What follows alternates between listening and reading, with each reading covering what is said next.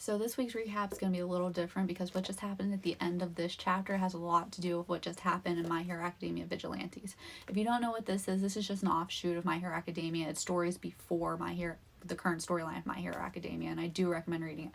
I'm not 100% caught up, but I do know what just happened and why it impacts this chapter.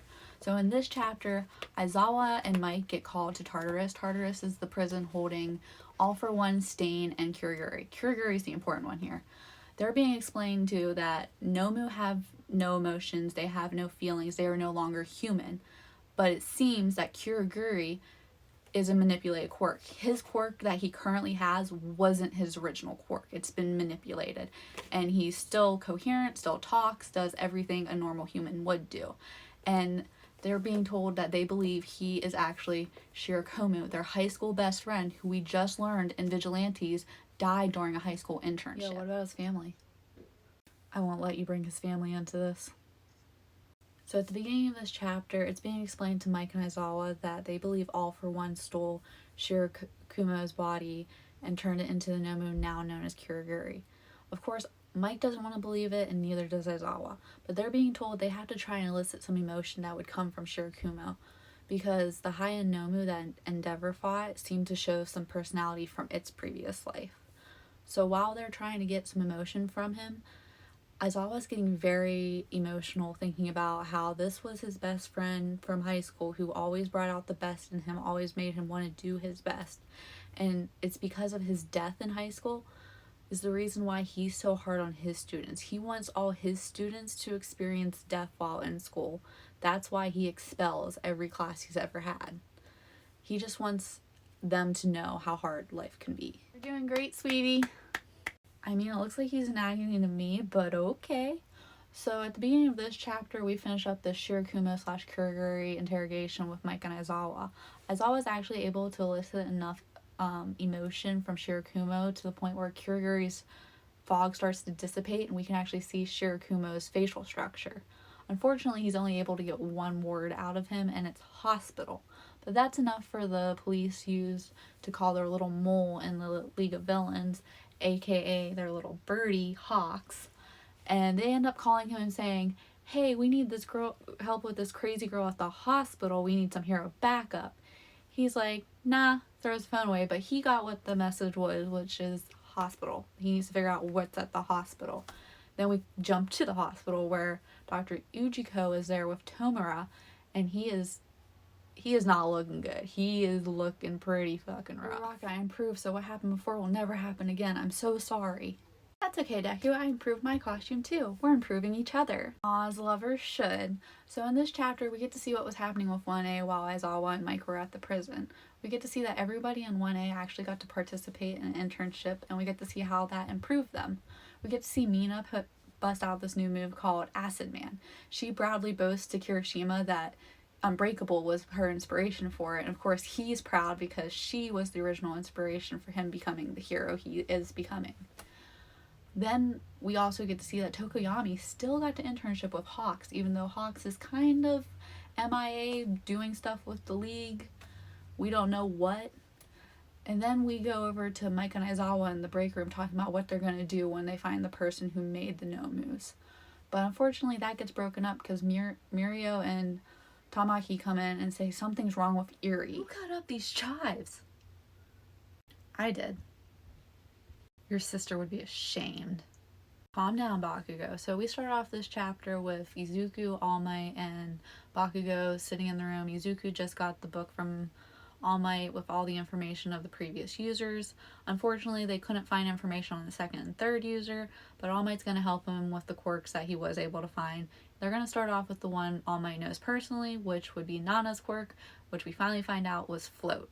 Then we jump over to Class 1A getting ready for a party they're going to have with Class 1B to celebrate their internships and to celebrate the end of the semester. But then Ida points out, it's not the end of the semester, it's only January, we still have 3 more months.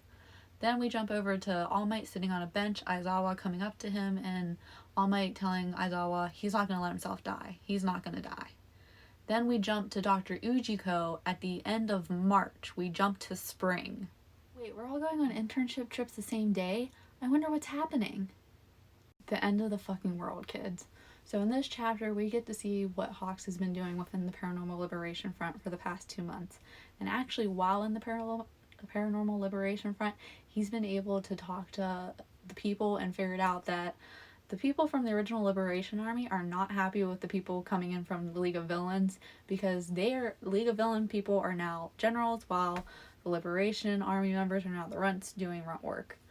So he has been giving Twice, who keeps asking him for advice for speeches, words that may tick off the original Liberation Army members. But he actually likes Twice. Twice actually is a good-natured person, and he is hoping Twice is someone he can help get out of this situation. But Twice has actually given him some valuable information, like where Shigaraki is, and that the plan is to attack all major cities in the same day. That sounds good, but why am I on the front line? That's a good question. So in this chapter, we find out that the hero's current mission is actually taking place about a month ahead of when the Paranormal Liberation Front were supposed to enact their plans to attack all of the cities in Japan. So they're actually getting a jump on the Paranormal Liberation Front. And the way they're doing that is that they figured out who Dr. Ujiko is. Dr. Ujiko is Shiga Maruta, who is actually well known in Japan, owns many hospitals, orphanages, and old folks' homes. And that's how he's been getting all his bodies to create nomus. So they figured out one hospital that has a secret room that they think they're keeping Tomura in. So they're going to be attacking that, while they're also attacking the Paranormal Liberation Front headquarters, where they have all their meetings. And they also have Denki, Tokoyami, and I'm sorry, Mushroom Girl from Class 2B, but I can't remember your name, with them. So they do have students with them for that. But most of the students are in the city, going to evacuate the city, just in case things get it out of hand. This chapter exactly where we left it at the end of last chapter, and that's with the heroes closing in on Shiga Maruta, aka Dr. Ujiko. As they close in on him, Aizawa uses his binding cloth and then uses his eraser quirk, which shouldn't work because Shiga Maruta does not have a registered quirk. Well, it turns out he does have a quirk. He's keeping himself young and healthy.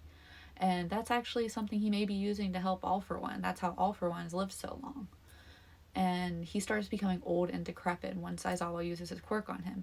As they're doing that, the hospital is being evacuated, and Mirako, aka Bunny Girl, is heading down to the morgue where the secret room is that they believe the nomus are being created.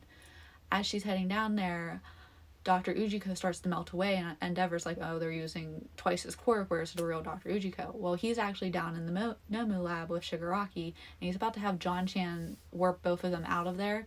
But then Mirako comes in and knocks them all out. Johnny, no! Yeah, he's dead. So we kick off this chapter exactly where we left it last chapter, with Mirako bursting into Dr. Ujiko's lab, where he has the high-end nomus. She radios back to Endeavor what she's seeing. Endeavor's like, I wish I could be there right away, but unfortunately we have our own situation, and it seems that the Liberation League decided to fight back in the hospital, and they actually have some regular nomus with them in there. So Mirako's like, I'll deal with this myself. I will go kick this Dr. Ujiko to make sure it is the real Dr. Ujiko, because it could just be another Twice clone. So she goes to do that. As she does that, Dr. Ujiko's like, high-end nomus usually take so much time to stabilize after I release them, but I have no choice. I'm going to release them now, and hopefully they can help me. One named Mocha comes out, and he starts producing a Twice-like quirk where he's producing another Dr. Ujiko clone. And as he's doing that, she does kick the real Dr. Ujiko, and it is the real Dr. Ujiko. So he decides to release all of the high-end nomus. That's where we leave. Mirako is Bunny Girl, and Bunny Girl can do what a bunny can, which apparently includes ripping off nomus heads. So in this chapter, we focus on Mirako. Mirako is the number 5 top hero, and she is basically a bunny. She can do whatever a bunny can.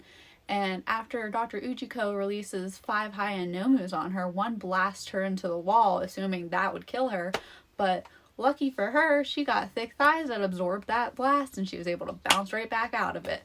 Unfortunately, that 5th nomu ended up getting out of the lab area, but luckily Crust, another top hero, is stopping him. And Crust ends up going over the 3 tiers of nomu, the low ones that can't think on their own, and the high ones that can think on their own, while Mirako, back in the lab, is like, these aren't real people anymore, they don't have emotions, they don't have free will, so she decides, I just gotta bash in their brains or take off their heads, and that's how I'm gonna be able to stop them all. Kind of graphic.